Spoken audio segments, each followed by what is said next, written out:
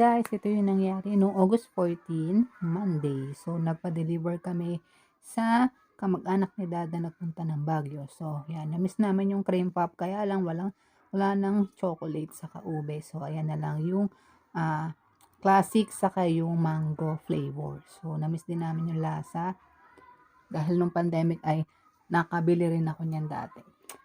Then, mga mag-aalas 10 dahil nakaidlip ako and pagising ko, wala na si Dad. Syempre, alas 10 kumain muna ako ng chicharon. So, hindi ko naman yan naubos dahil masyado ring maalat. Then, nagluto na ako ng ampalaya, naglaga ako ng itlog para may merienda ako mamaya. So, ito rin yung pinabili ni Dad sa Baguio, yung chili garlic. So, mahilig din ako kumain yan, lalo na kapag may sabaw ang ulam. So, ayan.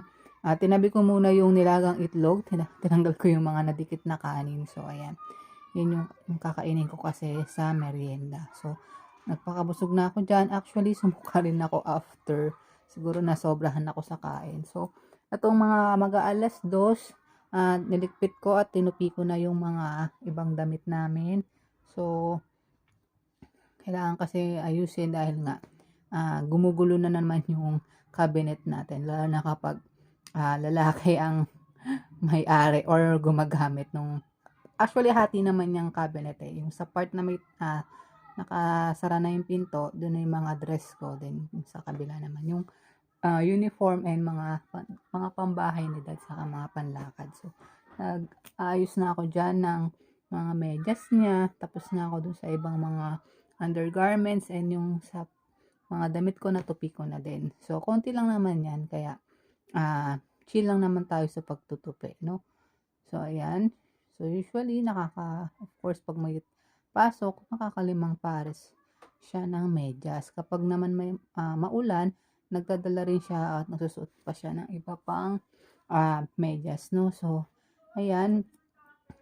Medyo napagod tayo. Higa muna tayo. So, wag masyadong magpakapagod.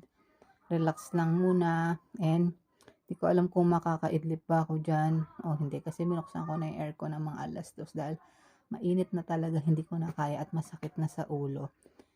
Siguro baka nahilo rin ako kasi nga sumuka ako nung after ko mag-lunch. So nakakaantok na rin yan. Parang alam ko na umidlip yata ako ng mga ilang minuto dyan. Wala pang 1 hour. So ayan. Ganyan yung itsura ng langit sa labas kapag dito ako sa part na to ako nakahiga. So, maya-maya, bumangon muna ako dahil kailangan ng kainin yung merienda natin ng mga alas 4. So, halata na nakatulog nga ako, no? Nakaidlip ako na siguro mga 30 minutes. And, after kong makain yung dalawang nilagang itlog, nag-crave na naman ako sa matamis. So, kinain ko na yung pillows na ube flavor. So, ayan. And after namin mag-dinner, masarap yung ulam namin nung dinner. Miswa na may patola saka daing. So, ayan, no. Kinain ko na yung dessert.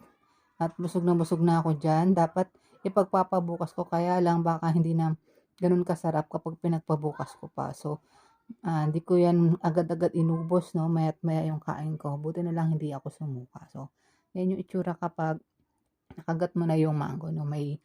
Kumbaga may cream pa siya sa loob. So, dahan-dahan lang sa pagkain kasi tumutulo yan minsan sa damit. Yung una ko kasi nakain ganun. So, ito mga mag-aalas 10 na, nagpapaantok na ako. Pero, dahil nga bukas pa yung ilaw, minsan nang hirap matulog, no? And malikot pa si baby niyan. So, ayan lang muna guys. Thank you.